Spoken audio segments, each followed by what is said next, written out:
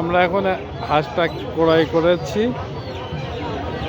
কত টাকা কেজি? 500 টাকা কেজি চীনা হাঁস। 3 কেজি 400 গ্রাম আছে 1700 টাকা। এখন আপনাদের এই হাঁসটা এখান থেকে ক্লিন কিভাবে করে সেই প্রসেস দেখাবো, ভিডিওটা দেখতে থাকুন। আমরা এখন মিরপুর ট বাজারের উদ্দেশ্যে রওনা দিলাম, ওখানে হাঁস ক্লিন করা হবে, দেখতে থাকুন। মিরপুর ট বাজারে যায় দেখা হচ্ছে।